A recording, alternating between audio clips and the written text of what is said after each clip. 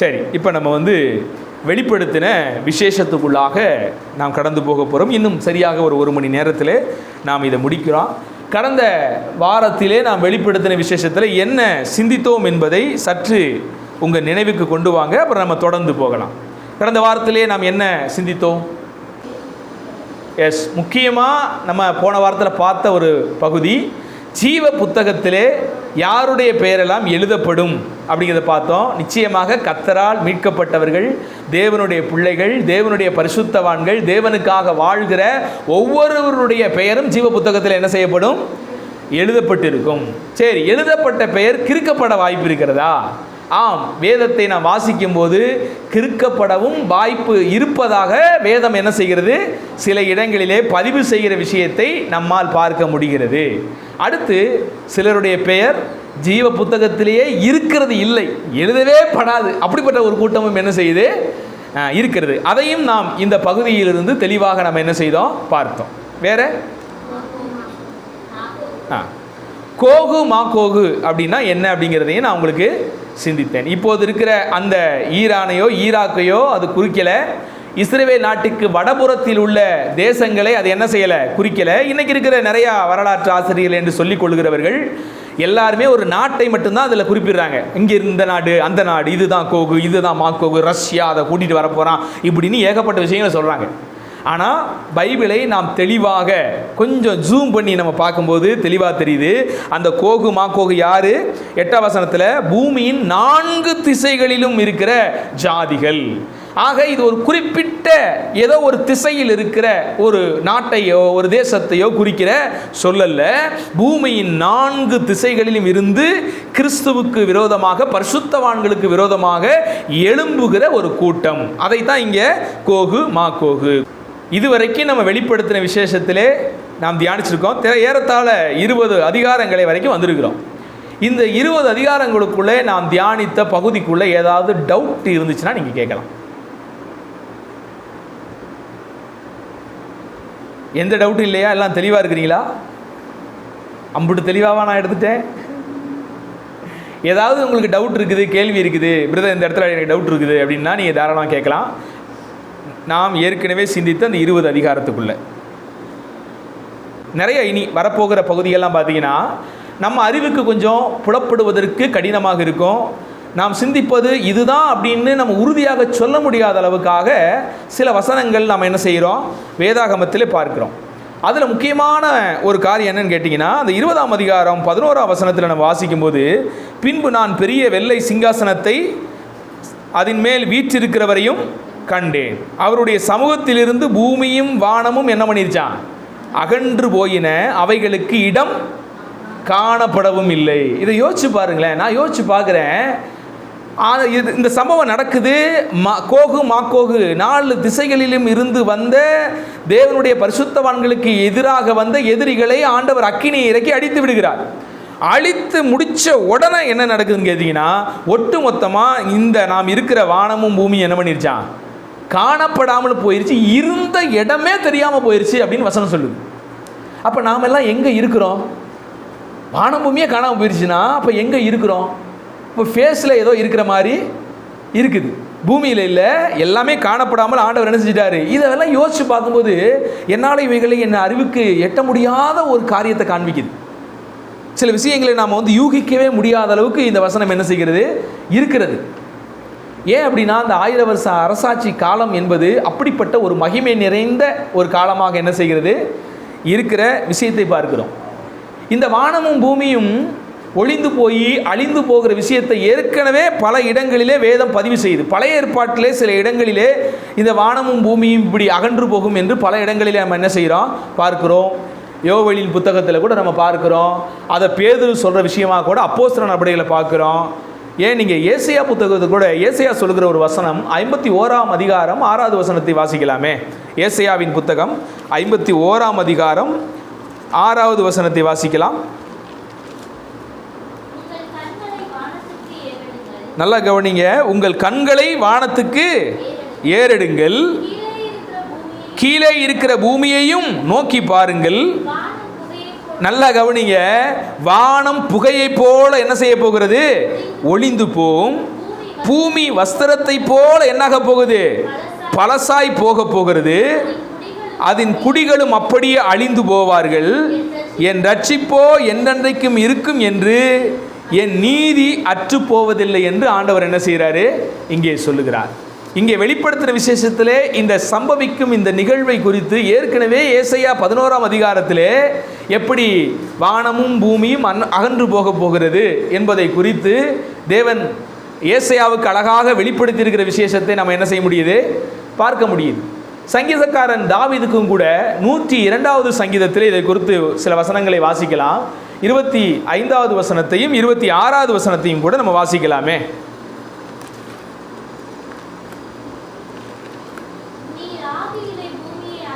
நல்லா கவனிங்க. நீ ஆதியிலே பூமியை அஸ்திபாரப்படுத்தினீர். நல்லா கவனிங்க. வானங்கள் உம்முடைய கரத்தின் கிரியையை இருக்கிறது. நல்லா கவனிங்க. அவைகளெல்லாம் என்னாக போகிறது? அவங்களுக்கு எப்படி யோசிச்சு பாருங்க, இதெல்லாம் அழிஞ்சு போகுமா அப்படிங்கிற அறிவு, அழிஞ்சு போக போகிறது என்கிற அறிவு அன்றைய பரிசுத்தவான்களுக்கு என்ன செஞ்சிருக்குது? இருந்திருக்குது. அன்னைக்கெல்லாம் இந்த அளவுக்கு வானவியல் வளரவில்லை, வான விஞ்ஞானங்கள் என்ன செய்யலை, வளரலை உண்மையை சொல்ல போனால். ஆனால் அன்றைய நாட்களிலே பரிசுத்தவான்களுக்கு நிறைய விஷயங்களை ஆண்டவர் வெளிப்படுத்தியிருக்கிறார். அவங்க எல்லாம் சாதாரண மனிதர்களாக வாழ்ந்தவர்கள், ராஜாக்களாக வாழ்ந்தவர்கள்.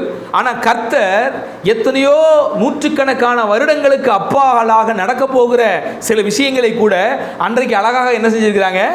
அன்னைக்கும் ஆண்டவர் வெளிப்பாடு கொடுத்துருக்காரு அவங்களுக்கு. அழகாக இங்கே தாவீது சங்கீதக்காரன் சொல்கிற விஷயத்தையும் பார்க்கிறோம். வானமும் பூமி என்ன செய்யும்? நிச்சயமாக அழிஞ்சிருக்கும். உங்கள் வார்த்தை மாத்திரம் தான் என்ன செய்ய போகுது? நிலைத்து நிற்க போகிறது என்பதை குறித்து வாசிக்கிறோம். இதை குறித்து பேதுரு கூட நாம் எப்போது வாசிக்கிற ஒரு வேத பகுதி, அது 2 பேதுரு புத்தகம் 3ஆம் அதிகாரம் 10ஆம் வசனத்திலிருந்து வாசியுங்கள். அங்கேயும் பாருங்க, வானம் பூமி எல்லாம் ஒரு சுருட்டப்பட்ட புத்தகம் போல அதெல்லாம் அழிஞ்சு போகும் என்பதை வெளிப்படுத்தின விசேஷத்துக்கு முன்பாகவே பேதுருவும் எழுதி வைத்திருக்கிறார். அதை வாசிக்கலாம்.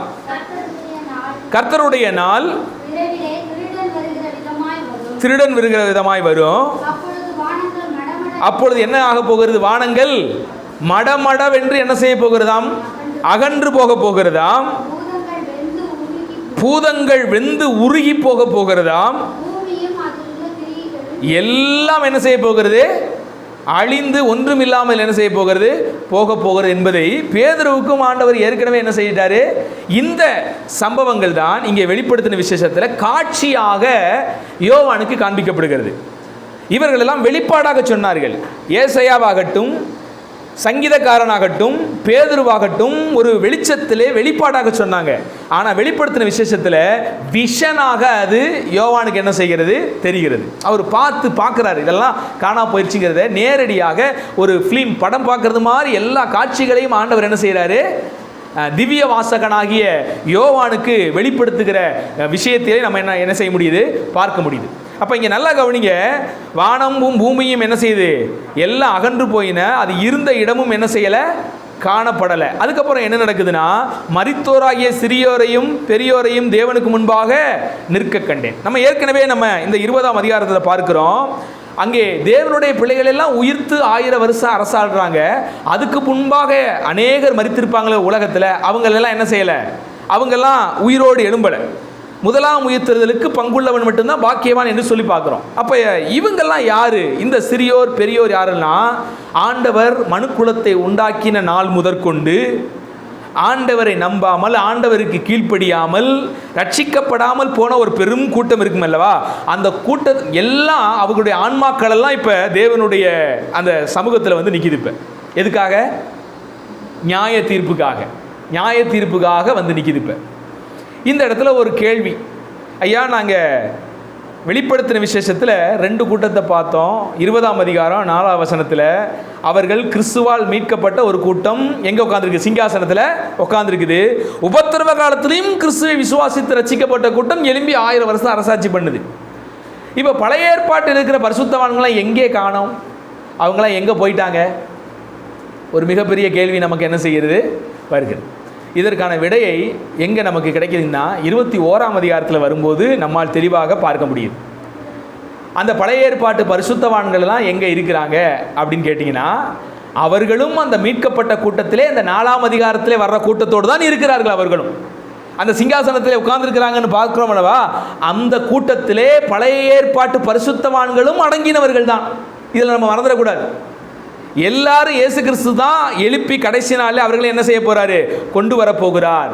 பழைய ஏற்பாட்டிலே தேவனுடைய வார்த்தைக்கு கீழ்ப்படிந்து வரப்போகிற மேசியாவை விசுவாசித்து எதிர்நோக்கி காத்து கொண்டிருந்தவர்கள் பழைய ஏற்பாட்டு பரிசுத்தவான்கள். நாம் வந்த மேசியாவை விசுவாசிக்கிறோம், அவர்கள் வரப்போகும் மேசியாவை விசுவாசித்தார்கள், அவ்வளவுதான். ஆனால் ஒட்டுமொத்தமாக இயேசு கிறிஸ்துவால் தான் அனைவரும் என்ன செய்யப்படுகிறோம், மீட்கப்படுகிறோம். அவர்கள் அனைவரும் தான் எங்கே இருக்கிறாங்க, அந்த சிங்காசனத்தில் வந்து அமர்ந்த ஒரு பெரும் கூட்டம். மிச்ச கூட்டமெல்லாம் இந்த 12ஆம் அதிகாரத்தில் வந்த எல்லா கூட்டமும் யாருன்னு கேட்டீங்கன்னா, கிறிஸ்துவை விசுவாசிக்காத இந்த உலகத்திலே வாழ்ந்த மற்றவர்களை இங்கே குறிக்கிறது. அவர்கள் எல்லாருக்கும் ஆண்டவர் என்ன செய்கிறாரு, நியாய தீர்ப்பு கொடுக்கிற விஷயத்தை பார்க்கிறோம். நன்றாக கவனிங்கள். கர்த்தருடைய பிள்ளைகளுக்கு நியாய தீர்ப்பு அல்ல, ஆனால் நிச்சயமாக நீங்கள் நாளும் நியாயாசனத்துக்கு முன்பாக நிற்க வேண்டும். எதுக்காக நிற்கிறோம், நமக்கு தேவன் கொடுக்கிற பரிசை பெறும்படி என்ன செய்கிறோம், நிற்கிறோம். நாம் எல்லோரும் கிறிஸ்துவின் நியாயாசனத்துக்கு முன்பாக நிற்க வேண்டும் என்பது உண்மைதான். நாம் எல்லோரும் தேவனுக்கு கணக்கு ஒப்புவிக்க வேண்டும் என்பதெல்லாம் உண்மைதான். ஆனால் நிச்சயமாக தேவனுக்கு உண்மையாய் வாழ்ந்தவர்களுக்கு அது என்னவாக இருக்க போகுதுன்னா, மகிமையின் நாளாக, அது கிரீடத்தை சுதந்திரிக்கிற நாளாக, தேவனால் புகழப்படுகிற நாளாக, தேவனால் பரிசை பெறுகிற நாளாக நமக்கு அந்த நாள் இருக்க போகுது. யாரெல்லாம் தேவனுக்குள்ளே இருக்கிறோன்னு சொல்லிக்கிட்டு துன்மார்க்கமான காரியங்களில் ஈடுபட்டு அந்த ரட்சிக்கப்பட்ட குணாதிசயம் இல்லாமல் தொடர்ந்து பாவத்தில் இருக்கிற சில கூட்டம் இருப்பாங்க. அவங்க நிச்சயமாக அவங்க செய்கைக்கு தக்க பலனை அந்த நாட்கள் என்ன செய்ய போகிறாங்க, அடைய போகிறாங்க. அடுத்து தேவனையே நம்பாத ஒரு கூட்டம் இருக்கிறது அல்லவா, தொடர்ந்து பாவத்திலும் அக்கிரமத்திலும் உழன்ற கூட்டம். அவங்க எல்லாத்துக்குமே தேவன் என்ன செய்கிறாரு, நியாய தீர்ப்பை கொடுக்கிறார். அப்புறம் என்ன நடக்குது, சமுத்திரம் தன்னில் உள்ள மரித்தோரையும் என்ன செய்தது, ஒப்புவித்தது. மரணமும் பாதாளமும் தங்களில் உள்ள மரித்தோரை ஒப்புவித்தன. யாவரும் தங்கள் தங்கள் கிரியைகளின்படியே என்ன செய்யப்பட்டாங்க, நியாய தீர்ப்பு அடைந்தார்கள். பின்பாக மரணமும் பாதாளமும் அக்னி கடலிலே டோட்டல் ஆண்டவர் என்ன செஞ்சிட்டாரு, ஒரே இடத்துல எல்லாத்துக்கும் சமாதி அமைச்சிட்டார். பிசாசுக்கு, கள்ள தீர்க்கதரிசிக்கு, மிருகத்துக்கு, அவிசுவாசமான கூட்டங்களுக்கு எல்லாத்துக்கும் அந்த அக்னி கடலுக்குள்ளே ஆண்டவர் என்ன செஞ்சிட்டாரு, பாதாளத்தை தள்ளி மூடியை போட்டு மூடி அடைச்சிட்டார். எல்லாம் க்ளோஸ். எல்லாவற்றுக்கும் ஒரு முடிவை இந்த 20ஆம் அதிகாரத்திலே நம்மால் என்ன செய்ய முடியுது, பார்க்க முடிகிறது. முக்கியமாக இதை நாம் சிந்திக்கும்போது இந்த எடுத்துக்கொள்ளப்படுதலை குறித்து நாம் என்ன செய்கிறோம், இந்த பகுதியை சிந்திக்காமல் நம்ம கடந்து விடவே முடியாது. எடுத்துக்கொள்ளப்படுதல் அப்படிங்கிற ஒரு விஷயம் நீங்கள் எல்லாரும் யோசிச்சுட்டு இருப்பீங்க, நாமெல்லாம் எடுத்துக்கொள்ளப்பட்டு எங்கே போக போகிறோம், உங்களுக்கு தெரிஞ்சதை சொல்லுங்கள் பார்ப்போம். எடுத்துக்கொள்ளப்பட்டு நீங்களாம் எங்கே போக போகிறீங்க? ரொம்ப காலமாக நமக்குள்ளே ஒரு எண்ணம் ஓடிக்கிட்டு இருக்குது, நம்ம எடுத்துக்கொள்ளப்பட்டு எங்கே போக போகிறோம், பரலோகம் போக போகிறோம், பரலோகம் போக போகிறோம். நான் ஒரு உண்மையை சொல்லட்டுமா, நீங்கள் இறுதியாக எடுத்துக்கொள்ளப்படும் போது பரலோகம் போக போகிறது இல்லை என்பதை புரிந்து கொள்ளுங்கள். நீங்கள் பைபிளை நல்லா வாசிங்கன்னா எந்த இடத்துலையுமே நாம் பரலோகத்திலே நித்தியமாக இருப்போம் என்று வசனம் சொல்லவே இல்லை. பல இடங்களிலே நீங்கள் வேதத்தை வாசிக்கும் போது தேவனோடு இருப்போம், இயேசு கிறிஸ்துவோடு கூட இருப்போம். பவுல் சொல்லும்போது இந்த தேகத்தை விட்டு பிரிந்து கிறிஸ்துவோடு நான் இருக்க என்ன பண்ணுறேன், ஆசைப்படுகிறேன். யார் கூட இருப்பேன்னு சொல்கிறாரு, கிறிஸ்துவோடு கூட இருக்க நான் விரும்புகிறேன் என்று சொல்லுகிறார். பல இடங்களிலே நீங்கள் வேதாகமத்தை தெளிவாக வாசிக்கும் போது கிறிஸ்துவோடு நாங்கள் இருப்போம் என்று தான் சொல்லுகிறார்களே ஒழிய பரலோகத்தில் இருப்போம் என்று சொல்லவில்லை. இப்போது மரித்த ஆத்துமாக்கள் எல்லாம் பரலோகத்திலே தேவனிடத்திலே இருக்கிறது உண்மைதான். அங்கே அதெல்லாம் எங்கே போகலை, எங்கேயோ ஒரு இடத்துல போயெல்லாம் இல்லை, அவங்க எல்லாம் தேவனிடத்துல தான் இருக்கிறாங்க. ஏன்னா பவுல் நேரடியாக சொல்கிறார், நான் இந்த தேகத்தை விட்டு பிரிந்து கிறிஸ்துவோடு கூட என்ன செய்ய போகிறேன், இருக்க போகிறேன். அப்போ நாம் என்ன செய்கிறோம், கண்டிப்பாக கிறிஸ்துவோடு கூட தான் இருக்க போகிறோம். அப்போ பரலோகம் என்பது நமக்கு உண்மைதான், நாம் அங்கே இருக்கவும் வாய்ப்பு உண்டு. ஆனால் நிலையாக நாம் அங்கே இருக்க போகிறோமா, எப்போதுமே பரலோகத்தில் இருக்க போகிறோமா என்று நாம் சிந்தித்தோமானால் நிச்சயமாக நாம் எப்போதும் பரலோகத்தில் இருக்க போகிறது இல்லை என்பதை புரிந்து கொள்ளுங்கள். ஒருவேளை பரலோகத்துக்கு நம்ம சும்மா அப்படியே வாக்கிங் சொந்தக்கார வீடு மாதிரி போயிட்டு வரலாம்னு நினைக்கிறேன். எனக்கு அப்படி ஒரு ஃபீல் ஆகுது. ஒருவேளை எப்போயாவது போய் எப்படி பார்த்துட்டு வரலாம் அப்படின்னு ஆசைப்பட்டால் என்ன செஞ்சிடலாம், அப்படியே ஒரு பரலோகத்துக்கு போயிட்டு ஒரு வாக்கிங் போயிட்டு வரலாம். ஏன்னா அந்த நாட்களிலே அந்த மகிமையின் சரீரத்திற்கு அப்படிப்பட்ட கிருபைகள் நமக்கு என்ன செய்யும், கொடுக்கப்பட்டிருக்க வாய்ப்பு இருக்குது. ஆனால் வேதத்தின் அடிப்படையிலே அந்த 1000 வருஷ அரசாட்சிக்கு அப்புறம், வெள்ளை சிங்காசன நியாயத்திற்கு அப்புறம், வானமும் பூமியும் ஒளிந்து போனதுக்கு அப்புறம் நாம் நிலையாக எங்கே இருக்க போகிறோம் என்பதை குறித்து வேதம் பல இடங்களிலே என்ன செய்கிறது, பதிவு செய்கிறது.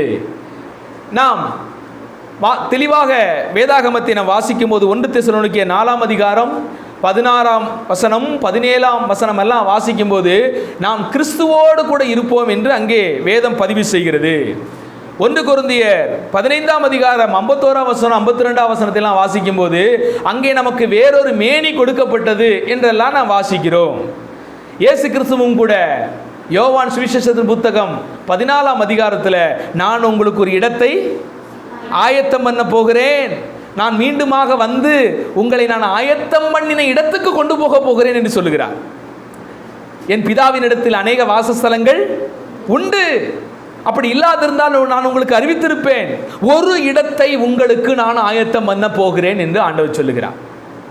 ஸோ ஆண்டவராக இயேசு கிறிஸ்து ஆயத்தம் பண்ணின அந்த இடத்துக்கு தான் நம்ம என்ன செய்ய போகிறோம், போக போகிறோம். ஏன்னா எனக்கு தெரிஞ்ச வரைக்கும் நம்ம ஆண்டவர் இருக்கிற இடம் தான் என்னது, நமக்கு பரலோகம். கணவன் இருக்கிற இடமே மனைவிக்கு அழகு. அவர் எங்கே இருந்தாலும், ஒருவேளை கணவன் கஷ்டத்தில் இருந்தாலும் அந்த துணை மனைவி அந்த கஷ்டத்தோடு, ஒருவேளை நல்ல வசதியாக இருந்தாலும் அந்த மனைவி அந்த வசதியோடு, அது பார்க்குறோம்ல. அது மாதிரி கிறிஸ்து எங்கே இருக்கிறாரோ அதுதான் நமக்கு பரலோகம். புரியுதுங்களா? அதனால தான் வசனம் சொல்லுது, பரலோக ராஜ்யம் எங்கே இருக்கிறதா, உங்களுக்குள் இருக்கிறது. இப்போ உங்களுக்குள்ள இருக்குது பரலோக ராஜ்யம். ஏன் உங்களுக்குள்ள இருக்கிறது, கிறிஸ்து உங்களுக்குள்ள இருக்கிறார். புரியுதுங்களா? வசனம் நமக்கு ஒரு தெளிவாக சொல்லுது, பரலோக ராஜ்யம் உங்களுக்குள் இருக்கிறதே. என்ன அர்த்தம்? ஏன்னா என் மணவாளனாகிய என் தேவன் என் ராஜா எங்கே இருக்கிறார், இப்ப எனக்குள்ள இருக்கிறார். அதனால் தேவனுடைய ராஜ்யம் எனக்குள்ள இருக்கிறது. நான் தேவனுக்கு கட்டுப்பட்டு இருக்கிறேன், தேவனுடைய ராஜ்யத்துக்குள் இருக்கிறேன். அதனால எனக்குள் பரலோக ராஜ்யம் இருக்கிறது. ஆனால் நம்ம போகிற பரலோக ராஜ்யம் என்னது அப்படின்னு தெரியுமா? அதுதான் கிறிஸ்து நமக்காக ஆயத்தம் பண்ணுகிற அந்த ஸ்தலம். உங்களுக்கு எனக்கும் ஒரு இடத்தை அவர் ஆயத்தம் பண்ணி இருக்கிறார். அந்த இடம் தான் என்னன்னு தெரியுமா? நம்ம நிறைய இடங்களில் பைபிளை கொஞ்சம் தெளிவாக வாசிக்காதனால நிறைய விஷயங்களை குழம்பி போயிருப்போம். ஆனால் கொஞ்சம் நுணுக்கமாக வாசிங்கன்னா இன்னும் கொஞ்சம் தெளிவுக்குள்ளாக போக அநேக வாய்ப்புகள் இருக்கிறது. நல்லா கவனிங்க. நாம் எங்கே நிரந்தரமாக இருக்க போகிறோம்னு கேட்டிங்கன்னா, புதிய வானம் புதிய பூமியிலே இருக்க போகிறோம். இப்போ ஓரளவுக்கு புரிஞ்சிருப்பீங்கன்னு நம்புகிறேன். நம்ம நிரந்தரமாக பரலோகத்திலேயே இருக்க போகிறதில்ல. நிச்சயமாக பரலோகம் நம்ம போய் வரலாம், தப்பு கிடையாது. ஆனால் தேவன் நமக்காக நியமித்திருக்கிற இடம், உங்களுக்கும் எனக்காக ஆயத்தம் பண்ணின ஒரு இடம் என்ன இடம்னு கேட்டிங்கன்னா, புதிய வானம் புதிய பூமி. பழையவைகள் எல்லாம் ஒளிந்தன, எல்லாம் புதிதாயின. பழைய பூமி பழைய வானத்தை ஆண்டவர் இருந்த இடம் தெரியாமல் அழித்துவிட்டு புதிதாக பாவமில்லாத ஒரு பூமியை, ஆதியிலே ஆதாம் தவறு செய்தப்ப ஆதாம் மட்டும் சாபத்துக்குள்ளாகலை, எதுவும் சாபத்துக்குள்ளானுச்சு, பூமியும் சாபத்துக்குள்ளானுச்சு. இன்ன வரைக்கும் அந்த சாபத்தை இந்த பூமி சுமந்து கொண்டு இருக்கிறது. அதை நம்ம தெளிவாக பார்க்க முடியுது. அப்போ அந்த பழைய வானம் பழைய பூமியை தேவன் ஃபுல்லாக அழிச்சிட்டு வாஷ் அவுட் பண்ணிட்டு, அந்த பாவம் நிறைந்த வானம் பூமியை ஆண்டவர் அழிச்சிட்டு புதிய பூமியை என்ன செய்கிறாரு, ஆண்டவர் படைக்கிறாரு.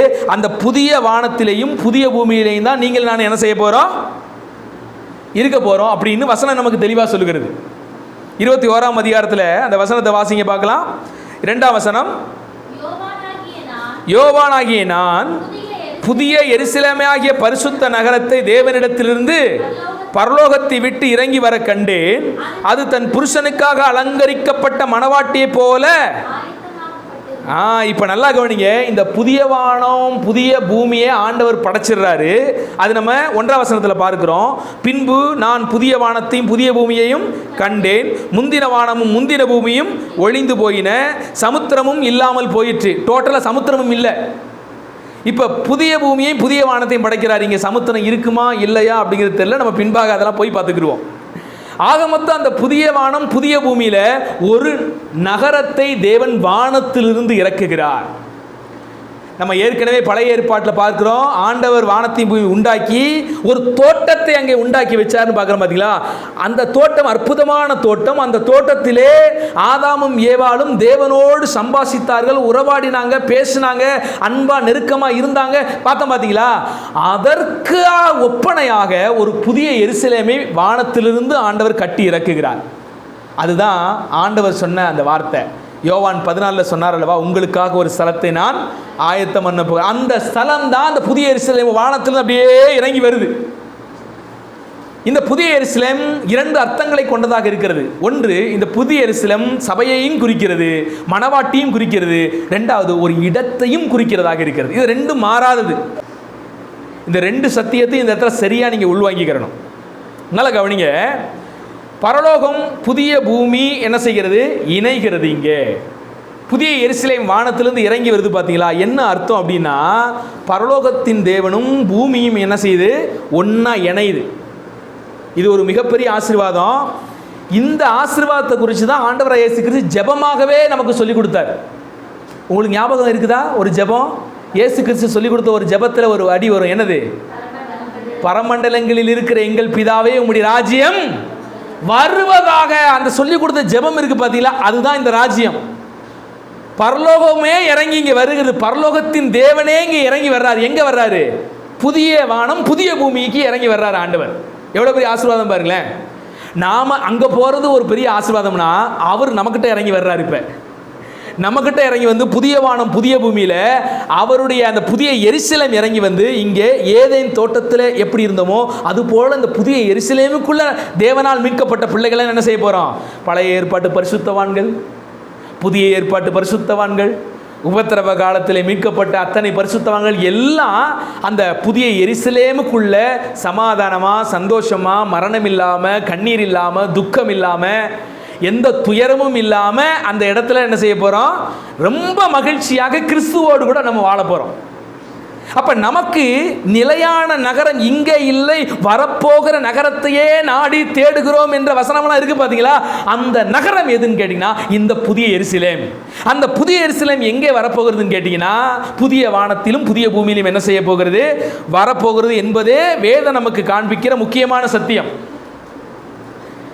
வெளிப்படுத்துதல் 21:2 வாசிக்கிற இதே விஷயத்தை பாருங்க. மத்தேயு புத்தகம் 6:10 வாசிங்க.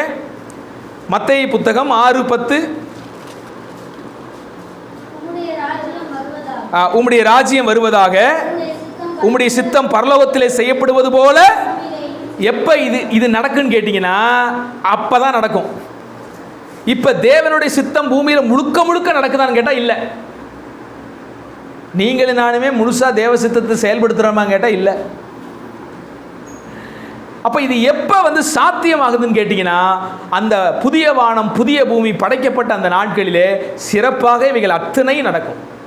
அவர் சித்தம் பூமியிலே பரிபூரணமாக செய்யப்படும். அவர் ராஜ்யம் நிச்சயமாக என்ன செய்ய போகுது? இந்த பூமியில இறங்கி வரப்போகிறது. அதை வேதம் தெளிவாக சொல்லுகிறது. இந்த புதிய எருசலேமை குறித்து ஏற்கனவே வேதத்திலே பதிவு செய்யப்பட்ட சில வசனங்கள் எல்லாம் வேகமாக வாசிக்கலாம். எபிரேயர் புத்தகம் 12ஆம் அதிகாரம் 22வது வசனத்தையும் 23வது வசனத்தையும் ஒருவர் வாசியுங்கள். அங்கே பாருங்க, ஒரு சிறப்பான வெளிப்பாடு கொடுக்கப்பட்டிருக்குது. எபிரேயரின் புத்தகம் 12ஆம் அதிகாரம் 22வது வசனத்தையும் 23வது வசனத்தையும் வாசிங்க. ரட்சிக்கப்பட்ட தேவனுடைய பிள்ளைகளை பார்த்து வரப்போகிற சியோன் காரியத்தை குறித்து அப்படியே அழகா எபிரேயாக்கியம் சொல்றாரு பாருங்க. நீங்களோ சியோன் மலையின் இடத்திற்கும் ஜீவனுள்ள தேவனுடைய நகரமாகிய பரம எருசலேம் பரலோகத்தை விட்டு இறங்குது. பார்த்தீங்களா? அதை குறித்து தான் இங்கே அழகா எழுதுறாரு எபிரேயாக்கியவனே. யோவானுக்கு அது விஷனாக காட்டப்படுது. ஆனால் எபிரேயர் ஆக்கியோன்லேயே தெளிவாக அவைகள் எல்லாம் வெளிப்பாடாக பரிசுத்தவான்களுக்கு தேவன் தந்துவிட்டார். அதை எவ்வளோ அழகாக எழுதுறாரு பாருங்க. சரி, அடுத்து வாசிங்க. 1000-10,000 தேவ தூதரிடத்திற்கும் சபையின் இடத்திற்கும் யாவருக்கும் நியாயாதிபதியாகிய தேவனிடத்திற்கும் பூரணமாக்கப்பட்ட நீதிமான்களுடைய ஆவிக்கும் புதிய உடன்படிக்கையின் மத்தியஸ்தராகிய இயேசு கிறிஸ்துவின் இடத்திற்கும் ஆபேலுடைய ரத்தம் பேசினதை பார்க்கிலும் நன்மையானதை பேசுகிற ரத்தமாகிய தெளிக்கப்படும் ரத்தத்திடத்திற்கு நீங்க என்ன பண்ணீங்க? இந்த ஜீவனுள்ள ரத்தம் தான், ஆபேலுடைய ரத்தம் பேசினதை பார்க்கல நன்மையானவைகளை பேசின ரத்தம் தான் உங்களை எங்கே கொண்டு வருதுன்னு கேட்டீங்கன்னா புதிய எருசலேமுக்கு கொண்டு வருது. அதாவது ஏதேன் தோட்ட உறவை மீண்டும் உங்களுக்குள்ள புதுப்பிக்குது. அங்க இழந்து போன பார்த்தீங்களா, அது கிறிஸ்துவின் மூலமாக மீண்டும் என்ன செய்யுது, புதிய எருசலேமாக இணைக்கப்படுகிறது. அதுதான் இந்த மகிமையான புதிய எருசலேம் இறங்கி வருகிற சத்தியம் நமக்கு சொல்லுகிற காரியம். தொடர்ந்து பாருங்க, எபிரேயர் புத்தகத்தில் 11ஆம் அதிகாரத்தில் 10ஆம் வசனத்தில் ஆபிரகாமை குறித்து சொல்லப்பட்ட அந்த வசனத்தை வாசிங்களேன். ஆபிரகாம் ஒரு நகரத்துக்காக ஆசையா இருந்தாராம். அவர் உண்மையே சொல்ல போனால் கானான்கிற இந்த பூமியில் இருக்கிற ஒரு தேசத்துக்கு போனார். ஆனால் கர்த்தர் அவருக்குள்ள ஒரு எண்ணம் இருக்குது, இது எனக்கு நிரந்தரம் இல்லை, அதனால ஆபிரகாம் பரதேசியாக சுற்றி திரிந்தாராம். நீங்கள் எல்லா பரிசுத்தவான்களையும் பார்த்தீங்கன்னா அவங்க பரதேசியாக, அதனால கூடாரம் போட்டு வாழ்வாங்க. யாருமே பில்டிங் கட்டி வாழ மாட்டாங்க. எதுக்குன்னு தெரியுமா? அதெல்லாம் நீங்கள் எபிரேய ஆக்கியோனில் வாசிக்க முடியும். ஏன்னா அவங்களுக்கு நிலையான நகரம் இங்கே இல்லை. வரப்போகிற நகரத்தையே அவங்க என்ன செய்கிறாங்க, நாடி தேடுறாங்க. அந்த வரப்போகிற நகரத்தை குறித்து எப்படி வாசிக்கிறோம்? வாசிங்க 10ஆம் வசனம். ஏனெனில் தேவன் தாமே கட்டி உண்டாக்கின அஸ்திபாரங்களுள்ள நகரத்திற்கு யாரு காத்திருந்தா? ஆபிரகாம் காத்திருந்தாராம். அப்ப இங்க ஒரு சத்தியத்தை நீங்க புரிஞ்சுக்க முடியும். பழைய ஏற்பாட்டு பரிசுத்தவான்களும் புதிய எருசலேமுக்குள்ள இருக்கிறாங்களா இல்லையா? இப்ப இருக்கிறாங்களா? வந்துருச்சாங்க, விளக்கம் வந்துருச்சா? பழைய ஏற்பாட்டு பரிசுத்தவான்களும் நம்ம இல்லாமல் அவர்கள் பூரணமாக முடியாது. நம்ம எபிரேய ஆக்கியோன்ல தான் பார்க்கிறோம் 11ஆம் அதிகாரத்தில், நம்ம இல்லாமல் அவர்கள் பூரணராக முடியாதான். வாசிங்க 40வது வசனம். 11ஆம் அதிகாரம் 40வது வசனம். அவர்கள் நம்மை அல்லாமல் பூரணராகாதபடிக்கு விசேஷித்த நன்மையானது ஒன்றை தேவன் நமக்கென்று என்ன செஞ்சாரு?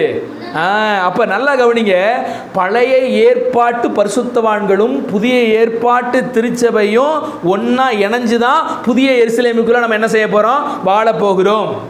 நீங்க இதைத்தான் எபேசியர் புத்தகத்தில் வாசிக்கும் போது இருதிரத்தாரையும் கர்த்தர் எப்படி ஆக்கினாரா? ஒன்றாக்கினார். நடுவாக நின்ற நடுச்சுவரை அவர் என்ன செய்தாரு? உடைத்தார். சிலுவையில் அவைகளெல்லாம் நொறுக்கினார். நொறுக்கி இருதிரத்தாரையும் சமாதானம் பண்ணின்னு வாசிக்கிறோம். எந்த இருதிரத்தாரையும்? பழைய ஏற்பாட்டு பரிசுத்தவான்களையும் புதிய ஏற்பாட்டு கிறிஸ்துவால் மீட்கப்பட்ட மக்களையும் தேவன் ஒன்றாக மாற்றி விட்டார். நம்ம ஒன்றா மாற்றி ஒன்றா எங்கே வாழ போகிறோம்னு கேட்டிங்கன்னா அது ஒரு மகிமையான விஷயம். உருவகமாக இப்படி சொல்லப்படுகிறது.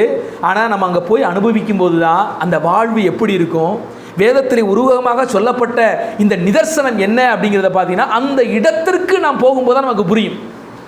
அதனால் சொல்லுவேன், நாம் இப்போது கண்ணாடியிலே காண்கிறது போல நிழலாட்டமாய் காண்கிறோம். இப்போது நம்ம அறிவு குறைவுள்ளதாக இருக்கிறபடினால் அந்த மகிமையான காரியத்தை பூரணமாக நம்மால் புரிந்து கொள்ள முடியவில்லை. எல்லாம் அங்கங்கே உருவகமாக எழுதப்பட்டிருக்குது. சில விஷயங்களை புரிஞ்சும் இருக்கும், புரியாமையும் இருக்கும். ஆனால் எப்போ புரியும்னா, நிறைவான அறிவுள்ளவர்களாய் தேவனுடைய சாயலிலே நாம் மறுரூபமாக்கப்படும் போது நிறைவான அறிவுள்ளவர்களாக இருப்போம். அப்போ நமக்கு எல்லாமே நிறைவாக புரியும். இப்போ நம்ம குறைந்த அறிவுள்ளவர்கள், அதனால நமக்கு என்ன சொன்னாலும் சில விஷயங்கள் என்ன செய்யாது, புரியாது என்று வேதம் நமக்கு என்ன செய்கிறது, தெளிவுபடுத்துகிற விஷயத்தை நம்மால் இங்கே என்ன செய்ய முடியுது, பார்க்க முடியுது. ஆக நல்லா கவனிங்க, புதிய வானம் புதிய பூமியை தேவன் படைத்த பிறகு புதிய எருசலேம் பரலோகத்திலிருந்து இறங்கி வருகிறார். அதாவது தேவன் எங்கிருந்து இறங்கி வருகிறார்? பரலோகத்திலிருந்து என்ன செய்கிறாரு, இறங்கி வருகிறார். அப்ப தேவன் வசிக்கும் இடம் எது? அதுக்கப்புறம் தேவன் வசிக்கும் இடம் எது? நம்ம கூட தான் வசிக்க போறாரு. ஏன்னா ஆண்டவர் எங்கிருந்து இறங்கி வர்றார்? மேலிருந்து இறங்கி வந்துட்டாரா. நம்ம அந்த வசனத்தை வாசிக்கலாமே, ரொம்ப அற்புதமா இருக்கும் பாருங்க. வெளிப்படுத்துகிற விசேஷம் 21ஆம் அதிகாரம் 3ஆம் வசனத்தை வாசிங்க. மேலும் பரலோகத்திலிருந்து உண்டான ஒரு பெரும் சத்தத்தை கேட்டேன். அது இதோ மனுஷர்களிடத்தில் தேவனுடைய வாசஸ்தலம் இருக்கிறது, அவர்களிடத்திலே அவர் வாசமாய் இருப்பார், அவர்களும் அவருடைய ஜனங்களாய் இருப்பார்கள், தேவன் தாமே அவர்களுடனே கொடுந்து அவர்களுடைய தேவனாய் இருப்பார். இப்ப தேவன் எங்க வந்துட்டாரு? புதிய வானம் புதிய பூமிக்கு அப்புறம் பூமிக்கு நம்ம கூட வந்துடுறாரு ஆண்டவர். அதுக்கப்புறம் பரலோகம்.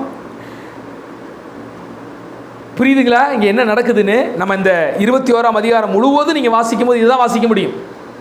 ஆண்டவரே எங்கே இறங்கி வந்துடுறாருன்னா இங்கே இறங்கி வந்துடுறாரு. இனி அவர் வசிக்கிற வாசஸ்தலமாக புதிய எருசலேமை ஆண்டவர் என்ன செஞ்சிட்டாரு, நியமித்து விட்டார். இந்த புதிய எலிசபெத்தினுடைய மகத்துவத்தை குறித்து நீங்கள் தொடர்ந்து வாசிக்கும் போது என்ன வாசிக்கிறோம்? வாசிங்க 10ஆம் வசனத்திலிருந்து. பெரிதும் உயரமுமான ஒரு பர்வதத்தின் மேல் என்னை ஆவியில் என்ன பண்ணாரு? கொண்டு போய் தேவனுடைய மகிமை அடைந்த எருசலேமாகிய பரிசுத்த நகரம் பரலோகத்தை விட்டு தேவனிடத்திலிருந்து என்ன பண்ணுது? இறங்கி வருகிறதை காண்கிறேன். இல்ல அந்த வசனம் இல்லை, 9ஆம் வசனத்தை வாசிங்க. சூப்பராக இருக்கும் பாருங்க அந்த வசனம். பின்பு கடைசியான 7 வாழைகளால் நிறைந்த 7 கலசங்களுடைய அந்த 7 தூதரில் ஒருவன் என்னிடத்தில் வந்து, நீ இங்கே வா, ஆட்டுக்குட்டியானவருடைய மனைவியாகிய மணவாட்டியை உனக்கு அப்படி காண்பிக்கிறேன்னு கூட்டிட்டு போய் எதை காண்பிக்கிறான்? புதிய எருசலேமை என்ன செய்கிறாரு? காண்பிக்கிறார். அப்போ நல்லா கவனிங்க, ஆட்டுக்குட்டியானவருடைய மணவாட்டி இப்போ யாருன்னா புதிய எருசலேமுக்குள் இருக்கிற தேவனால் மீட்கப்பட்ட அத்துணை ஜனங்களையும் தான் இங்கே குறிப்பிடுது. நிறைய பேர் இதை குழம்பிக்கிட்டு அப்போ ஆண்டவர் ஏதோ திருமணம் முடிக்க போகிறாரா, இந்த உலகம் அப்படிங்கிற மாதிரி நிறைய பேர் இந்த உலகத்தில் திருமணம் முடிக்கிற மாதிரி யோசிப்பாங்க. இல்லை, இது எல்லாமே ஒரு உருவகம். இங்கே மனைவிங்கிறத யாரை குறிக்குதுன்னா, ஆண் பெண் தேவனால் மீட்கப்பட்ட பழைய ஏற்பாட்டு பரிசுத்தவான்கள், புதிய ஏற்பாட்டு பரிசுத்தவான்கள் எல்லாம் சேர்ந்த ஒரு கூட்டம் இருக்குது பார்த்தீங்களா, அதை உருவகமாக மணவாட்டி என்று வேதம் சித்தரிக்கிறது. அதை நம்ம தெளிவாக என்ன செஞ்சுக்கிறோம்?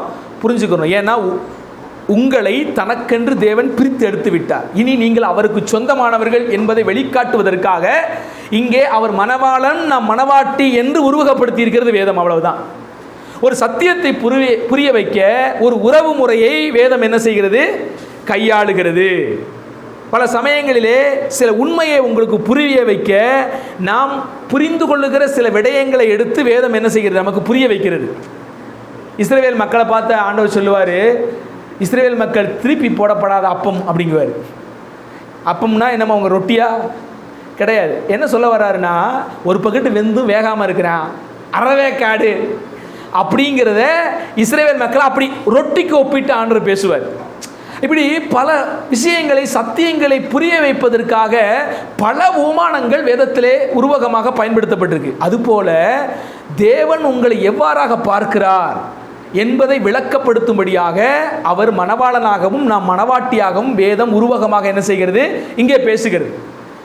இங்கே பெண்களை பற்றி பேசவில்லை.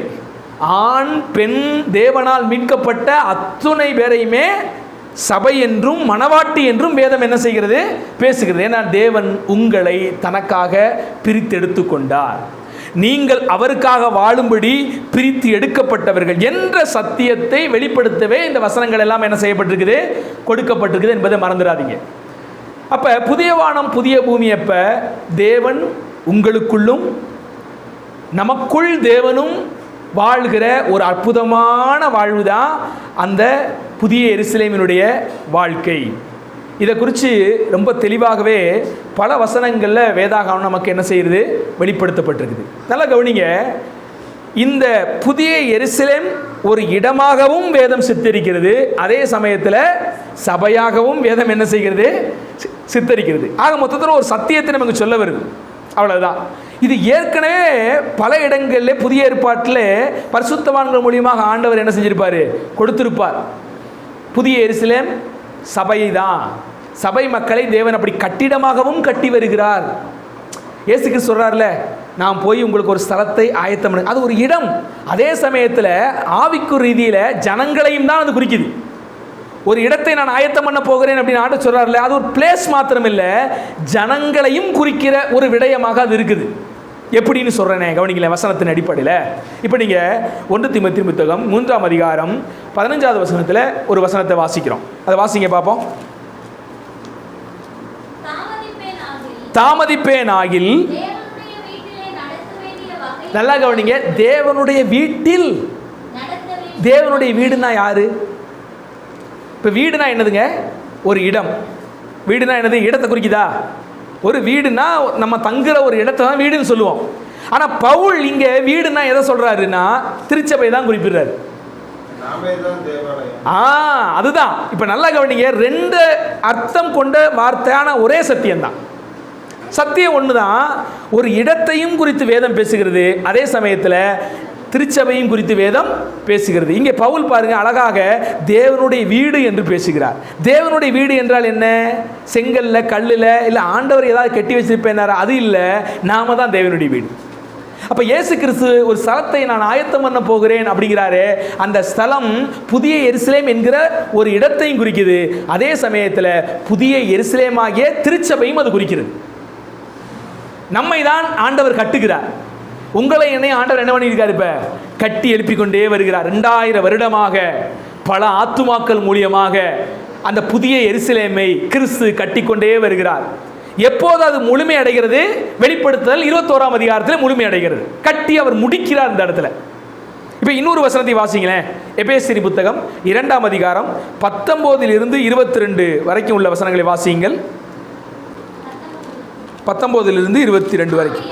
ஆகையால் நல்லா கவனிங்க, நீங்கள் இனி அந்நியரும் பரதேசிகளுமாயிராமல். நீங்க யாரா? நகரத்தார். நீங்கள் எல்லாரும் யாருன்னு குறிப்பிடுது? நகரத்தார். அடுத்து தேவனுடைய வீடு. அடுத்து அஸ்திபாரத்திலே அது மேல கட்டப்பட்ட மாளிகையுமா இருக்கிறீங்க நீங்க. இப்ப நல்லா கவனிங்க, இந்த இடத்துல நகரம் அப்படின்னு சொல்றாரு சபையை பார்த்து, வீடுன்னு சொல்றாரு சபையை பார்த்து, அடுத்து அஸ்திபாரம் உள்ள மாளிகைன்னு குறிப்பிடுறாரு இந்த இடத்துல. அப்ப ஆண்டவர் கட்டி கொண்டிருக்கிற அந்த வாசஸ்தலம் எது அப்படின்னு கேட்டீங்கன்னா நீங்கள் தான். உங்களை தான் ஆண்டவர் என்ன செய்யறாரு? ஆவிக்குரிய ரீதியிலே கட்டி கொண்டு வருகிறார். இதை தான் வேதம் பல இடங்களிலே வெளிப்படுத்துது. இதே பேதுரும் அதே விஷயத்தை வெளிப்படுத்துவார். பேதுரு 1 பேதுரு புத்தகம் 2ஆம் அதிகாரம் 5வது வசனத்தை வாசியுங்கள். ஜீவனுள்ள கற்களை போல ஆவிக்கேற்ற மாளிகையாய் யார் கட்டப்பட்டு வர்றீங்க? பேதுரு யாரை கட்டப்பட்டு வர்றீங்கன்னு சொல்றாரு? விசுவாசிகளை பார்த்து பேசுறாரு அவரு. நீங்களும் ஜீவனுள்ள கற்களை போல நீங்க என்ன செய்றீங்க? ஆவிக்குரிய மாளிகையாக கட்டப்பட்டு வர்றீங்க நீங்க. அப்போ ஒரு சத்தியம் உங்களுக்கு புரியுதுங்களா? ஆண்டவர் இப்பொழுது யாரை கட்டி கொண்டிருக்கிறார்? அப்போஸ்தலர்கள் மூலியமாக, தீர்க்கதரிசிகளின் மூலியமாக, இப்போது போதகர்களின் மூலியமாக திருச்சபையை தேவன் கட்டி கொண்டு வருகிறார். இதுதான் அவர் ஆயத்தமாக்குகிற இடம். இதுதான் புதிய எருசலேம் என்றும் கர்த்தருடைய வார்த்தை நமக்கு நேர்த்தியாக என்ன செய்கிறது? சொல்லுகிற விடயத்தை குறித்து நம்ம பார்க்கிறோம். நல்லா நீங்க வீட்டில் போய் இந்த 22ஆம் அதிகாரத்தில் என்ன சொல்லப்பட்டிருக்குது, இந்த புதிய எருசலேம் இடமா சபையா என்பதை குறித்து அந்த 21ஆம் அதிகாரத்தில் வாசிங்க. ரெண்டுமே பொருந்துற அளவுக்கு இந்த வசனம் இருக்கும். இடம் என்றும் வேதம் பேசும். ஏன்னா அந்த புதிய எருசலேம் எவ்வளவு நீளம் இருக்க போகுது, எவ்வளவு உயரம் இருக்க போகுது, எல்லாமே அங்கே பதிவு செய்யப்பட்டிருக்கும். அந்த புதிய எருசலேம் எதனால் கட்டப்பட்டது என்பதையும் இங்கே இருக்கும். அது எதனால் கட்டப்பட்டிருக்குது? பெரிதும் உயரவுமான அந்த புதிய எருசலேம் ரத்தின கற்களால் என்ன பண்ணப்பட்டிருக்குதான்? அலங்கரிக்கப்பட்டிருக்குது. வஜ்ரக கல்லால் நிறைந்ததாக இருக்கிறது. அதற்கு பெரிய உயரமுமான மதில் என்ன செய்யுது? இருக்குது. அதற்கு 3 வாசல்கள் இருக்குது. வடக்கே ஒரு வாசல், தெற்கே இப்படின்னு வாசல்கள் நிறையா இருக்குது. அடுத்து என்ன இருக்குது? 12 தூதர்கள் அடங்கிய என்னது தூண்கள் இருக்குது. இப்படின்னா ஏகப்பட்ட விஷயங்கள் நம்ம அங்கே வாசிக்கிறோம். அது ஒரு பிளேஸ் மாதிரியும், அது ஒரு இடம் கட்டப்பட்டது மாதிரியும் இருக்கும். அதே சமயத்தில் நீங்கள் அதே 21ஆம் அதிகாரத்தில் 9ஆம் வசனத்தில் வாசிக்கும் போது அது மணவாட்டி சபை என்பதாகவும் குறிக்கப்பட்டிருக்கும். விளக்கம் உங்களுக்கு புரியுதுங்களா? அங்கே சொல்ல வர்ற அந்த விஷயம். அடுத்து ஒரு பிரம்மாண்டம், நம்மளால் நம்ம அறிவுக்கு எட்ட முடியாத ஒரு வசனம் அதில் இருக்குது. எல்லாம் ஆச்சரியமான ஒன்று தான். அந்த வசனத்தை வாசிங்களேன். 21ஆம் அதிகாரத்தில் 22ஆம் வசனத்தை வாசிங்க. அதிலே தேவாலயத்தை, எதில் தேவாலயத்தை பார்க்கலையா? புதிய எருசலேம் வந்து இறங்கி வருது இல்லை, அதில் தேவாலயம் இல்லையா? தேவாலயம் இல்லையா அப்படின்னா என்ன சொல்ல வர்றாரு? அங்கே என்ன வாசிக்கிறோம்? சர்வ வல்லமையுள்ள தேவனாகிய கர்த்தரும் ஆட்டுக்குட்டியானவருமே அதற்கு தேவாலயம். இது என்னப்பா விந்தையா இருக்குது? தேவாலயம் உள்ள இல்லையா, அதுக்கு பதிலாக தேவாலயம் யாரா? அதனால தான் நம்ம பாடுறோம், தேவாலயமும் அவரே, ஜீவ ஒளி விளக்கும் அவரேன்னு பாடுறோம். பார்த்தீங்களா? அது அப்படியே அந்த இடத்துல இருக்குது. இந்த இடத்துல என்ன சொல்ல வராருன்னு கேட்டிங்கன்னா, உண்மையை சொல்ல போனால் நீங்களும் நான் தான் தேவாலயம். ஏன்னா அந்த ஆலயத்தோடு கூட யாரும் இணைந்து இருக்கிறார்னு கேட்டிங்கன்னா தேவனும் நம்மோடு இணைந்திருக்கிறார். அந்த ஆலயத்திலே தேவனும் இருக்கிறார், அவரே தேவ ஆலயமாகவும் இருக்கிறார். அந்த ஆலயத்திலே நம்மை இணைத்தும் ஒவ்வொரு செங்கலாக எடுத்து கட்டி வைத்தும் இருக்கிறார். இது ஒரு மிகப்பெரிய ஆவிக்குரிய அர்த்தம் உள்ளது. இவைகளை புரிந்து கொள்வது இப்போது இருக்கிற அறிவுக்கு கொஞ்சம் கஷ்டம். நாம் மகிமையடைந்து பூரணமான ஒரு அறிவு அடையும் போது அந்த நாட்களிலே இதனுடைய மகிமை என்ன, அதனுடைய உண்மையான மகத்துவம் என்ன என்பதை நம்மால் என்ன செய்ய முடியும், புரிஞ்சிக்க முடியும். கீழே வாசிக்கிறோம் 23ஆம் வசனத்திலையும், நகரத்திற்கு வெளிச்சம் கொடுக்கும்படி என்ன இல்லையா, சூரியனும் இல்லை. இந்த பூமிக்கு என்ன இருக்குது, சூரியன் இருக்குது, சந்திரன் இருக்குது, நட்சத்திரம் இருக்குது, போதாதைக்கு எடிசன் கண்டுபிடிச்ச பல்ப் இருக்குது, எல்லாம் இருக்குது, வெளிச்சம் போட்டு வச்சுருக்கிறோம். ஆனால் அங்கே இருக்கிற அந்த புதிய வானம் புதிய பூமி அந்த புதிய எருசலேமுக்கும் பார்த்தீங்கன்னா எந்த வெளிச்சமும் தேவையில்லை. யார் அங்கே வெளிச்சமாக இருக்கிறாங்களா, தேவனுடைய மகிமையே அதை பிரகாசித்தது. ஆட்டுக்குட்டியானவரே அதற்கு விளக்கா என்ன செய்கிறாங்களா, இருக்கிறார்கள் என்று வாசிக்கிறோம். ரட்சிக்கப்படுகிற ஜனங்கள் அதன் வெளிச்சத்திலே நடப்பார்கள். பூமியின் ராஜாக்கள் தங்கள் மகிமையையும் கனத்தையும் அதற்குள்ள என்ன செய்ய வரப்போறாங்க, கொண்டு வரப்போகிறார்கள் என்று வாசிக்கிறோம். இதை நம்ம வார்த்தையால் வர்ணிக்க முடியாத ஒரு மகத்துவம், இது சொல்ல முடியாத, சொற்களால் அதை ஈடுகட்ட முடியாத ஒரு மகத்துவமான காரியம் தான் இது. அதனால தான் நான் ஏற்கனவே சொல்லியிருக்கிறேன், பரலோகத்தை நம்மால் என்ன செய்ய முடியாது, வர்ணிக்க முடியாது. உலகத்தில் லேடிஸையெல்லாம் வர்ணிப்பான், லவ் பண்ணும்போது நீ அப்படி இப்படி இல்லாத பொருளாதையெல்லாம் போட்டு வர்ணிக்கிற ஆட்கள் உண்டு. உலகத்தில் எதை வேணாலும் கூட வர்ணிச்சிடலாம். ஆனால் அந்த பரலோக மகிமையை நம்மால் என்ன செய்ய முடியாது, வர்ணிக்கவே முடியாது. அது வார்த்தைகள் பத்தாது, வார்த்தைகள் இல்லை அதை வர்ணிக்க, அந்த அளவுக்கு மகத்துவமானது. இந்த இடத்துல சொல்லப்பட்ட எல்லாம் ஓரளவுக்கு உருவகமாக நாம் புரிந்து கொள்ள அந்த மகத்துவம், அந்த ஆசீர்வாதம் எப்படி இருக்கும் என்று வேதம் விளக்குகிறது. நம்ம அறிவுக்கு எட்டாத ஒரு உயரத்திலே பரலோகத்தின் மகத்துவம் இருக்கிறது என்பதை புரிந்து கொள்ளுங்கள். அதை ஓரளவுக்கு யோவானின் மூலியமாக கர்த்தர் நமக்கு என்ன செஞ்சிருக்காரு, இலைமறை காய்மறையாக கண்ணாடியிலே காண்கிறது போல அதை என்ன செஞ்சிருக்கார், நமக்கு வெளிப்படுத்தி இருக்கிறார். ஆனால் ஒன்று மட்டும் பூரணமாக இந்த 21ஆம் அதிகாரத்தில் சொல்லி முடிக்கிறார் யோவான். என்ன முடிக்கிறாரு, ஒன்றை மட்டும் நம்ம மறந்துடக்கூடாது. 27ஆம் வசனம், தீட்டுள்ளதும் அருவருப்பையும் பொய்யையும் நடப்பிக்கிறதுமாகிய ஒன்றும் அதிலே பிரவேசிப்பதில்லை. ஆட்டுக்குட்டியானவரின் ஜீவ புத்தகத்தில் எழுதப்பட்டவர்கள் மாத்திரம் அதிலே பிரவேசிப்பார்கள். ஒன்றை மாத்திரம் மறந்துடக்கூடாது. தீட்டையும் அசுத்தத்தையும் நடப்பிக்கிற எதுவும் அங்கே என்ன செய்ய முடியாது, போக முடியாது. இந்த உலகத்தில் அதெல்லாம் இருக்குது. இந்த உலகத்தில் நல்லவைகளும் கெட்டவைகளும் கலந்திருக்கிறது. இந்த உலகத்தில் நல்ல கதிர்களோடு சாவியான கதிர்களும் பதர்களும் என்ன செய்கிறது, சேர்ந்து இந்த ஏன்னா இந்த பூமி சபிக்கப்பட்ட பூமி, பதரும் சேர்ந்து இருக்குது. ஆனால் தேவன் படைக்க போகிற புதிய வானம் புதிய பூமியில் தீட்டும் அசுத்தமானது ஒன்றும் அதில் என்ன செய்யாது, பிரவேசிக்காது.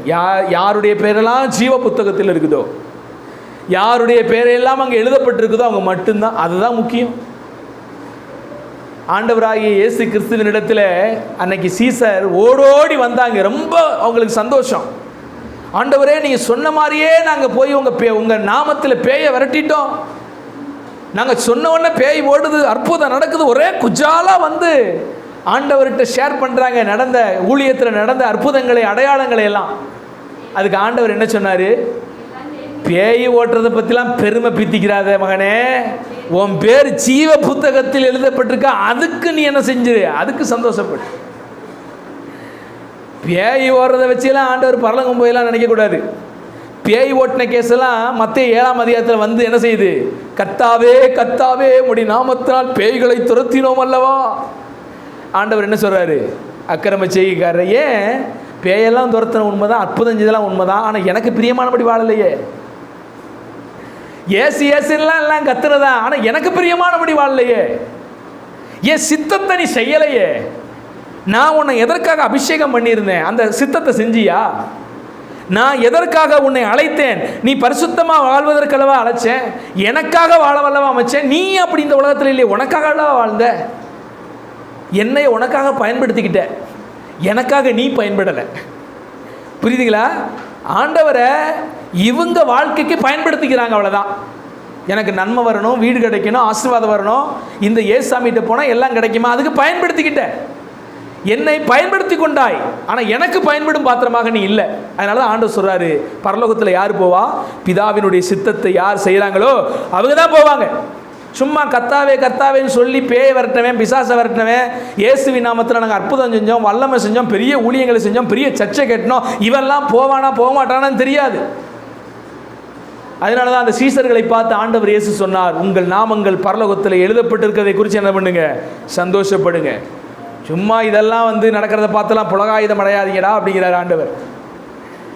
வெளிப்படுத்தின விசேஷத்துலையும் அதான் பார்க்குறோம். தீட்டுள்ளதும் அசுத்தமானதை நடப்பிக்கிறது ஒன்றும் அதில் என்ன செய்யாதா? பிரவேசிக்காது. ஜீவ புத்தகத்தில் பெயர் யாருடைய பெயரெல்லாம் எழுதியிருக்குதோ அவர்கள் தான் அங்கே என்ன செய்ய போகிறாங்க? பிரவேசிக்க போகிறார்கள். ஆக தேவனுடைய பிள்ளைகளே, இந்த ஆராதனை நேரத்திலே நாம் சிந்திக்க வேண்டியது, நம்முடைய வாழ்க்கையை வைத்து பார்ப்போம். நம்முடைய பெயர் ஜீவ புத்தகத்திலே இருக்கிறதா? நிச்சயமாக இயேசுவை விசுவாசித்தால் இருக்கும். ஆனால் உங்கள் வாழ்க்கை நீங்கள் பரலோகத்திலே பெயர் எழுதப்பட்டவர்கள் என்பதை வெளிப்படுத்தும். புரியுதுங்களா? நிறைய பேர் இந்த சத்தியத்தை குழப்பிக் கொள்வார்கள். என்னுடைய கிரியையின்படி நான் பரலோகம் போல, ஆண்டவர் எனக்காக செய்து முடித்ததின் அடிப்படையில் பரலோகம் போவேன். அதெல்லாம் உண்மைதான், யார் இல்லைன்னா. ஆனால் நீங்கள் மீட்கப்பட்டவர்களானால், உங்கள் பெயர் பரலோகத்தில் இருந்ததானால், உங்கள் வாழ்க்கை அதை பிரதிபலிக்கும். நீங்கள் அதை வெளிப்படுத்துவீர்கள். ஜீவ வாசனையாக இருப்பீங்க. நீங்கள் நல்லா அற்புதமான செண்டாக இருந்துச்சுன்னா என்ன பண்ணுவீங்க? நல்லா செண்டாக இருந்தால் மணப்பீங்க தானே. அதுக்கு பதிலாக நாரிக்கிட்டு இருந்தீங்கன்னா, பேர் செண்டு சார், நல்ல வாசனையான செண்டு சார், பேர் இருக்குது, ஆனால் பண்ணுற வேலையில் என்னது? அதனால தான் இந்த பரலோகம் போகிற கேஸ் எது, நரகம் போகிற கேஸ் எதுன்னு ஆண்டு இப்படி விளக்கியிருப்பார். நல்ல கனி கொடாத மரம் எல்லாம் இப்படி சொல்லிட்டார். நீ நல்ல மரமாக இருந்தீங்கன்னா நல்ல கனி கொடுப்ப, நல்ல கனி கொடுத்தீங்கன்னா நீ எங்கே போவ?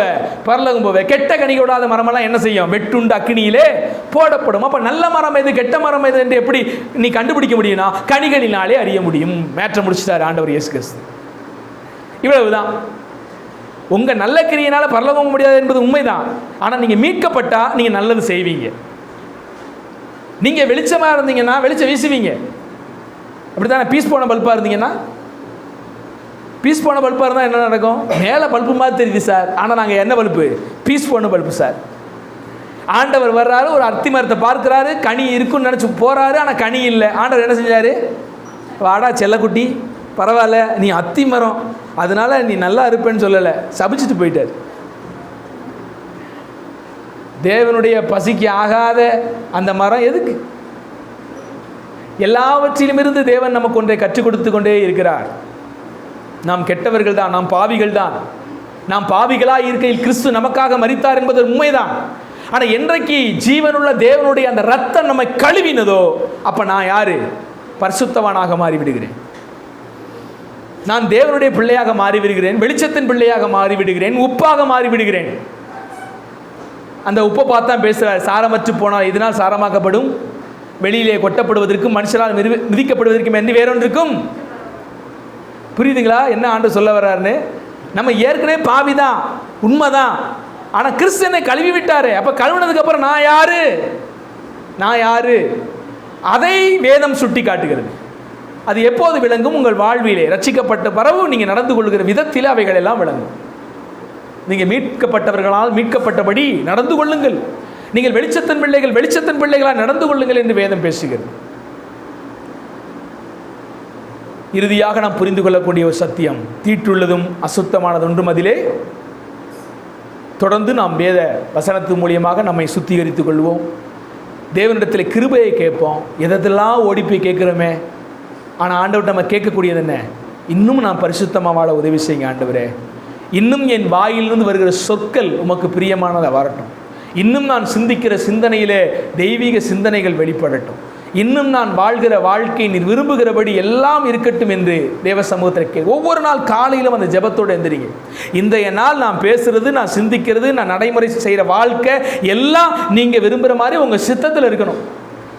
இந்த நாளில் நான் ஒன்றும் மனம் பதறி பேசிடக்கூடாது, தப்பாக பேசிடக்கூடாது, பாவமாக பேசிடக்கூடாது, அக்கிரமமாக பேசிடக்கூடாது. என்னை காத்துக்கிறங்க ஆண்டவரே, என் வாய்க்கு காவல் வையும். தீயன எதுவும் அதை அணுகாதபடி என்ன செய்யுங்க, பாதுகாத்துக் கொள்ளுங்க. என் இருதயத்துக்கு காவல் வைங்க. நீங்க விரும்பாத ஒண்ணு என் இருதயத்துக்குள்ள வந்துடக்கூடாது. இது அனுதினமும் காலையிலே உங்கள் ஜெபமாக இருக்க. அப்படி ஜெபமாக இருக்கும்போது கத்துறதுக்கு தேவையான பலனை நம்முடைய வாழ்க்கையிலே கொடுக்கும். இப்பொழுதும் தேவன் அந்த பலத்தினால் நம்மை இடைகட்டும்படியாக ஜெபிப்போமா? எல்லாம் கர்த்தருடைய வார்த்தைக்கு நேராய் ஒப்பு கொடுப்போம்.